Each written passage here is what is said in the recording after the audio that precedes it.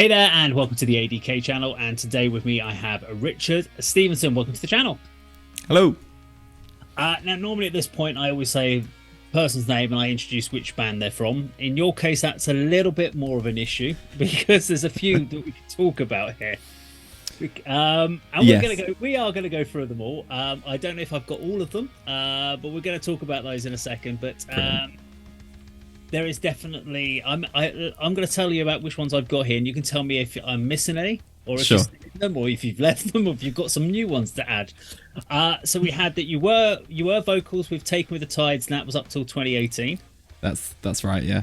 Okay, and then we have Dreadbeggar that you started in 2018. Yep. Somber 2020. Yep. That's right. Praetorian on bass 2020.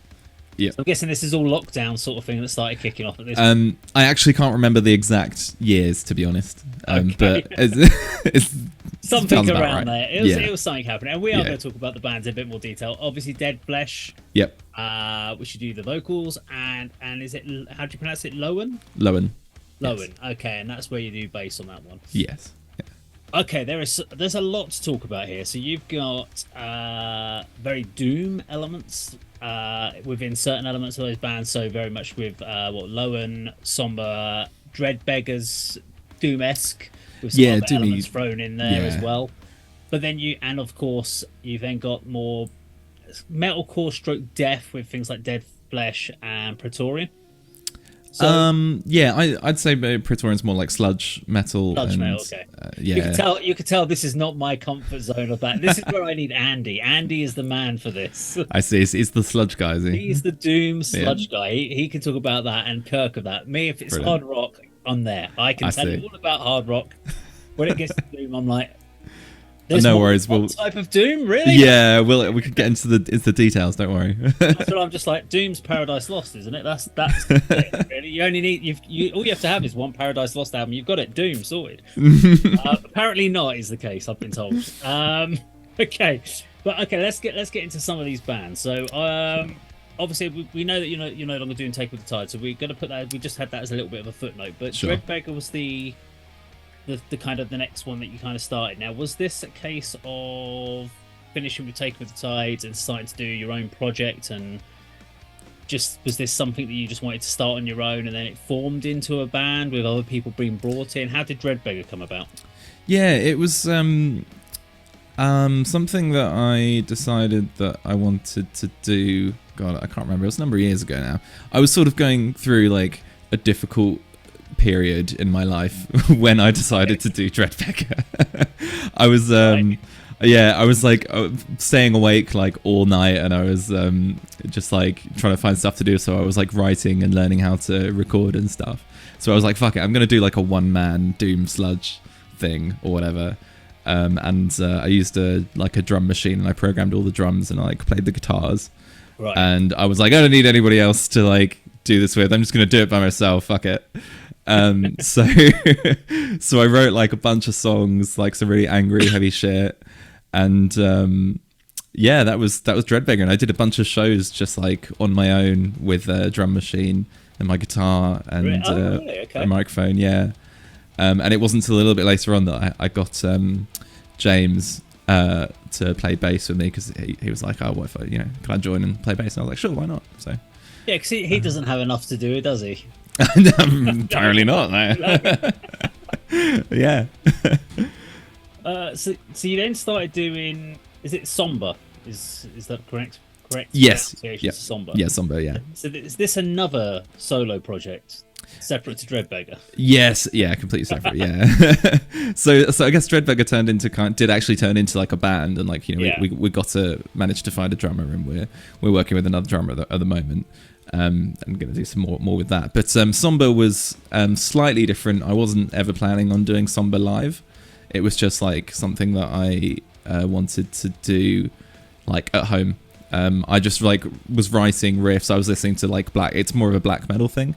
So I was listening to black metal and thinking, oh, maybe I could like give that a shot. A lot of this was like trying to prove to myself that I could like write music, because I never really considered myself as like a musician. like Right. like a genuine musician. I was like, oh, I can't like play guitar, I can't, you know, read music or anything like that, you know. I was like, but I decided to like try and do it anyway, and like this is kind of what came out of it, and it worked out pretty well, I think. Yeah, it's pushing the boundaries, learning different styles. It's a good way of doing it, I guess. Yeah, totally. So when Pro Touring, were you coming in and doing bass with Pro Touring? How did that come about? Oh God, I cannot remember off the top of my head. I've been in Pro Touring quite a while. Somebody must have left. I can't remember who the previous bassist was. Was it Greg? It might have been Greg. Who played? But yeah, their bassist left, and I think Wilkie must have asked me to sort of fill in or something for a show. That sounds vaguely familiar. I've got a really bad memory, so I can actually never remember the details. But I must have like filled in, and then it must have just became a permanent thing. So I've been Praetorian for the guys for quite a while now, but it's good fun. I enjoy playing bass with them. Yeah, and then so how long have you been with Lowen then? Must be about the same sort of time. Like I said, I can never remember the dates, but it was definitely before lockdown. I've been with Lowen, and a couple of years before then, so I've been with Lowen for quite a while as well. Yeah. And is this where people have approached you about coming to the band, or is it because you've known them, or how did the actual thing? So how did you know the guys in Lowen? Was this like you applied online, or you just knew them in passing, or? I actually applied. I answered an ad on I think it was like Join My Band website, and just saw an ad that's like Doom band needs a bass player, and I was like, I like Doom, and I must have had some time on my hands at that point. I must have like not been in as many projects, looking for something else, and so I just messaged them, and they were like, yeah, come meet us or whatever. And we met them, and they were really friendly and really nice, and I liked the music, and yeah, we had some practices and went pretty well, and I've been playing bass live for them since then, really. Yeah. And then, of course, the most recent band we have is as far as I'm aware, the most recent band that you have is Dead Flesh. Yes. How did Dead Flesh come to fruition then? God, that's a complicated one. So I used to play bass in a band called Outright Resistance, and I left for one reason or another. It's a long story. And Chris, who's in Dead Flesh now, replaced me in Outright, and a couple of years later, like Outright Resistance dissolved, and the guys in that band sort of wanted to do something new, sort of try something a bit different, and Nelly, our drummer, there was sort of talk he wanted to like do some vocals and stuff. He wanted to learn how to like scream and do vocals and stuff, and because we've been in a number of other bands together, we were in Taken with the Tides together, and I think he must have wanted me to be on bass or something for whatever new project that we were trying to get together. And then I think we were just like talking, and we just kind of like came to the conclusion like, well, what if we just like did a new thing but with all the same kind of people? So it's myself, Chris, Worsley, and Nelly, and I was like, I'll do the vocals because it was evident that I could do vocals, and he was better at like drumming, so that's kind of how it came about, really. And then I suggested that we get AJ in because he used to play bass in Outright Resistance as well. So it was a big mishmash of old members and stuff. But that's kind of how Dead Flesh came about. It was supposed to be just a laugh, really. At first, we weren't going to take it too seriously, but once we sort of got the single out and thought like, oh, actually this is pretty good, and people seemed to like it, so it was, I think we were all very surprised last year when you did the Metal to the Masses, especially as I remember doing the interview at the bottom of the stairs for you guys, and it was very much like, oh well, we just thought we'd just throw the band together and just see how it goes and just have a bit of a laugh. And was it quarterfinals or semi-finals? I think was it semis for semi-finals? Yeah. And I mean, for us, I was surprised you didn't get to the final personally. because you are one of my tips for the final, because you always put on a great show and it sounded crisp. It sounded really tight. Oh, thank you. I mean, there's I always feel there's a little bit of politicizing sometimes in some of these events, but from actual genuine performances of what you saw on the night, I always thought you should have been at the final, which was a shame that you weren't. But yeah, I'm so glad that you've obviously continued and you're still doing. I see you're still doing more shows, and the band is still going, so that's obviously a good thing. So did you ever think that you were going to be doing this many bands at the same time? Was this sort of, and are you planning to add more? Funny you should mention that. So, not really, no. So, like, the first band that I joined was Outright Resistance, and it wasn't until I met Nelly, who obviously you interviewed with myself on that night, and, which, frankly, the best interview I've ever seen. So, a little bit incestuous, I have to say. Just a little bit, just a little bit of incest in there. For those that have no idea what we're talking about the Hartford metal scene and the amount of bands that people are in. That's what by incest. It's not like it's some rural backward town. No. It is very it's quite an incestuous scene. It's great. Everybody knows everybody. It's really nice. Everyone does know everyone in this. Yes. It's pretty friendly. But so when I was in Outright Resistance, Nelly was in kind of like a million bands. He'd be like, I'm in this band and I'm in this band, and I think he was in like 7 or 8 at one point. And I was like, oh my god, that's crazy. You know, that's ridiculous. How do you have all the time? And then he kind of be like, oh, do you want to do this thing? Like, this guy's left this band. Do you want to fill in? And like, do you want to do this, and I'll just be like, yeah, okay, why not? And then like I'd apply for like ads for other bands and stuff, and I'd just be like, you know what, fuck it, I'll go and say hi. And I just couldn't stop myself. And next thing you know, I'm in 5 projects, and it takes up a lot of my time. But it's good. It's good. I like it. I like keeping busy. Well, I suppose with the Somber and Dreadbeggar, because they're kind of your projects, you can dictate when you want to spend time on those. Exactly. Yeah. But I guess with the other two, with Praetorian, Dead Flesh, and Lowen, so yeah. I guess, how do you prioritize your time for these projects? I don't know. I mean, it's usually kind of just whoever sort of books in first, really. You know, if the guys on Lowen message me and be like, right, we've got this, been offered a slot on this date. Can you do it? And I'll just look at my calendar, see if I'm free, and if I am, then yeah. If it's something like, if it's a particularly, say, like an important show, like we just played Uprising and Desert Fest over the last 2 weeks with Lowen, and you know we had like a much smaller show perhaps with Praetorian, like that was clashing or something. I might have to like talk to both parties and see if we can come to some kind of arrangement in terms of prioritizing. But does that ever happen? Like, so you get the gig with Lowen and you like then message the guys in like Praetorian and say, guys, just so your heads up, I'm playing a gig with Lowen on this date, so I can't do any shows on that one. So if you get any gig offers, I can't do it. You let them know in advance, or do you just probably should do that? Usually it'll be a way. Yeah, probably. Usually it'll be a case of like, we've been offered this date. Can you do this date? And I'll look at my calendar, and it'll either be a yes or no. Really. Right. Okay. Depending on the circumstances, but I think definitely with Lowen, with these kind of like slightly bigger shows that we've been doing, that probably takes priority at the moment. Yeah. So I would assume you're not in the same sort of rehearsal scheduling like a lot of bands are. So I speak to a lot of bands, and they're almost rehearsing either weekly or bi-weekly all the time, because I try to get hold of them. They're like, no, it's Thursday nights. We always rehearse every Thursday. So right.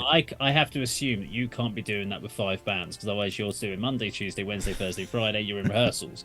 Yeah. So how often do you regular rehearsals with all the bands, or is it more of a case of when you have gigs coming up, you go in for rehearsals? Yeah, it tends to kind of be like that. So like if we've got something booked, it tends to be that we'll have rehearsals kind of around the shows or whatever, but so like some months I'll be doing like almost nothing, like there won't be anything going on, and then other months it'll be like I'll be rehearsing like 3 times a week and then have a show and then going to a show or whatever, and so I'll just be like completely packed, like this coming week I've got I've got rehearsals with Dreadbeggar and Praetorian, and then Dead Flesh on Saturday. So it's yeah, it's but I don't mind. Yeah, lots to remember. Yeah, luckily I live really close to the practice rooms, so it's like not. I don't really have much of an excuse not to go. Yeah.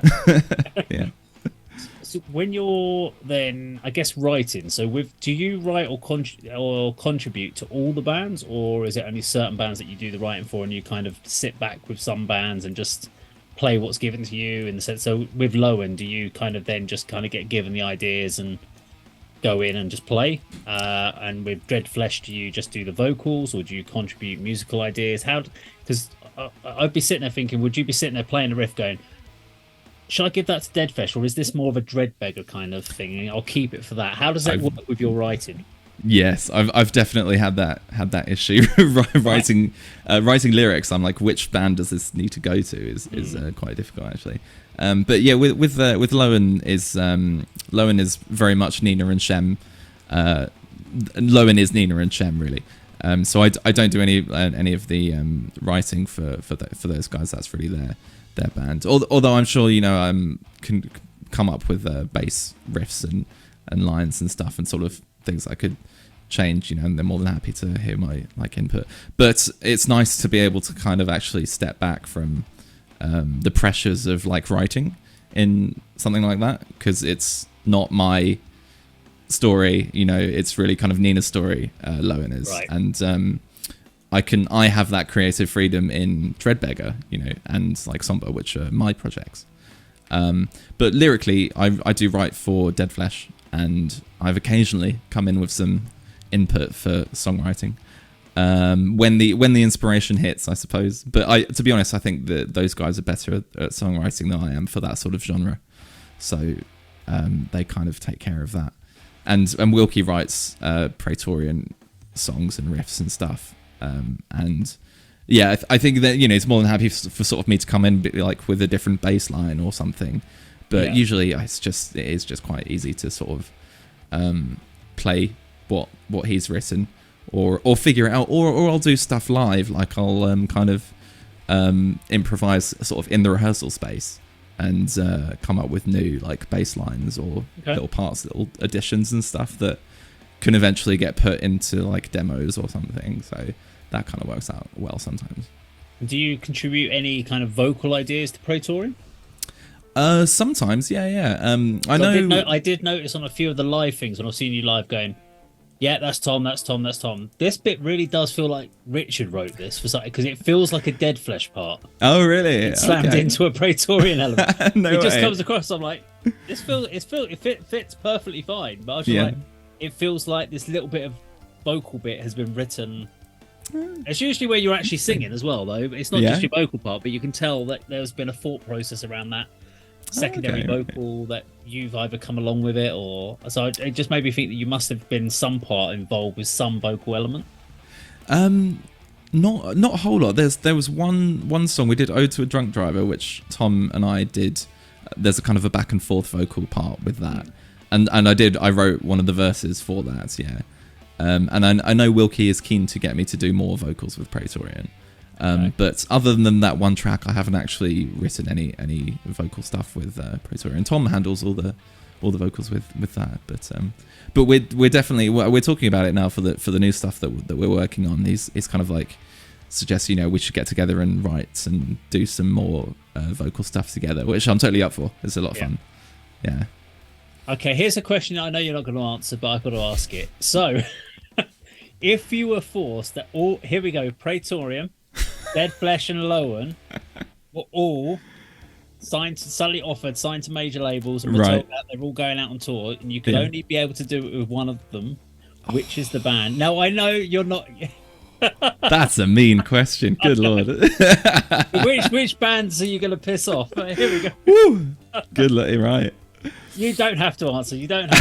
I won't put you in that position of actually. But I would be intrigued, because it's a hard one. Because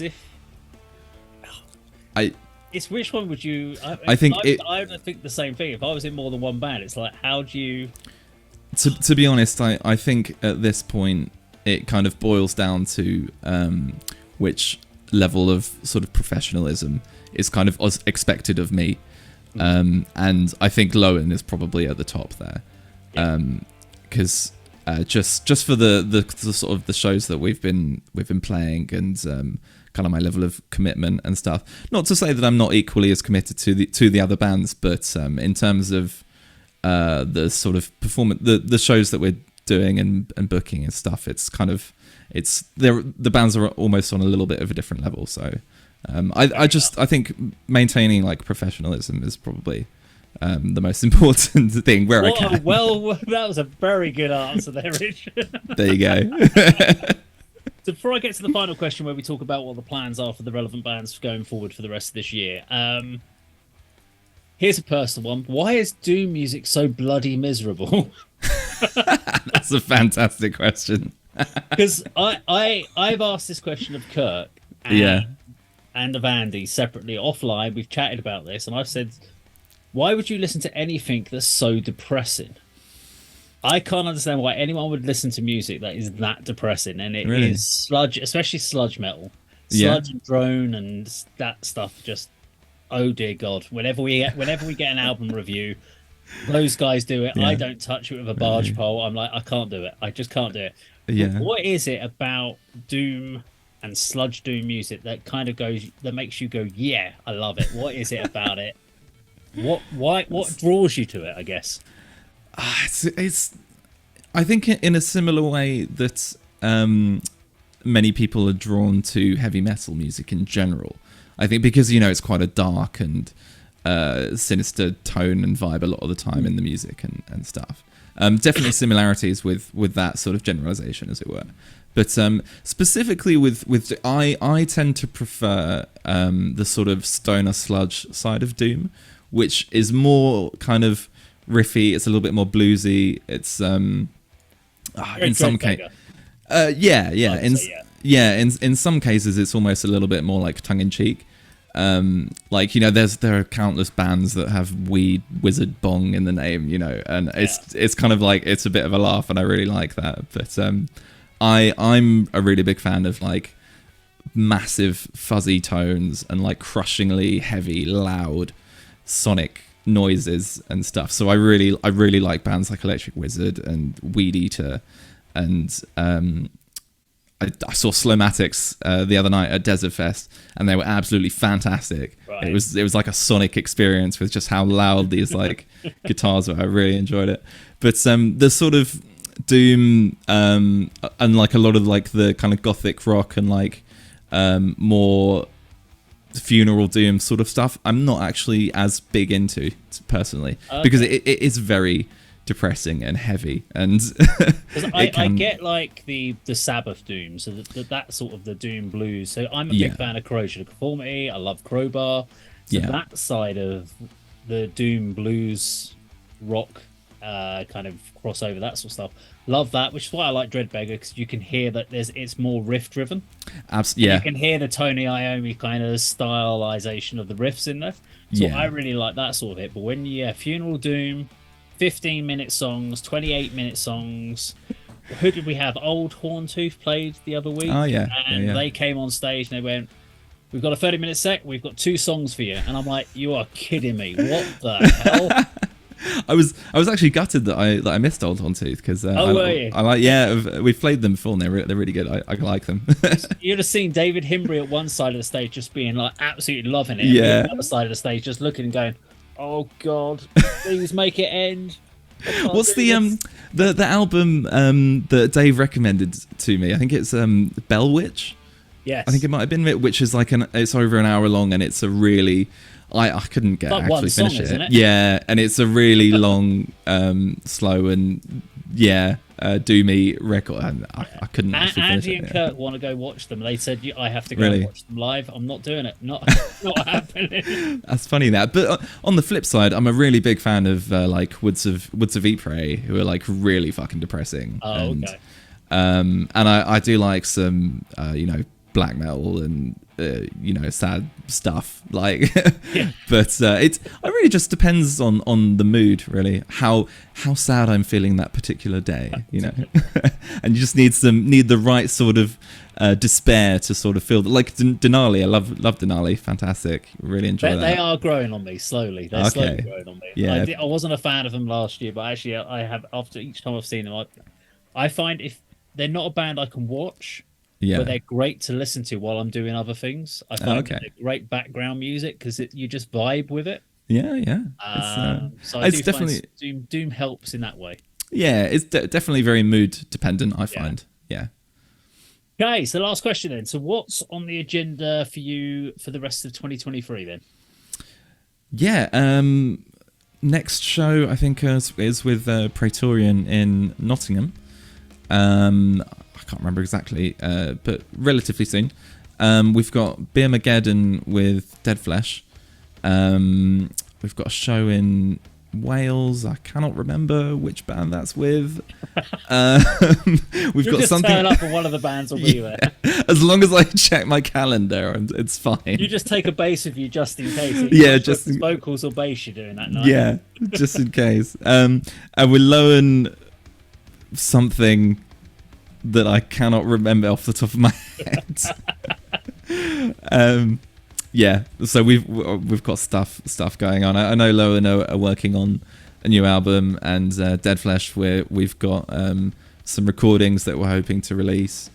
I'm writing for Dreadbeggar, and I'm writing for Somber as well, and Wilkie's writing for Praetorian. So all of the bands have got new stuff in the pipeline.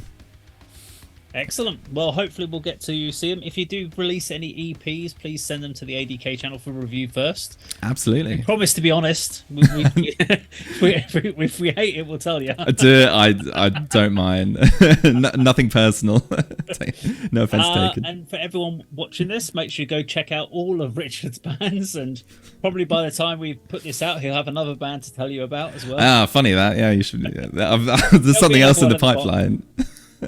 I just wanted to say, for Richard, thank you very much for taking the time to chat to me today.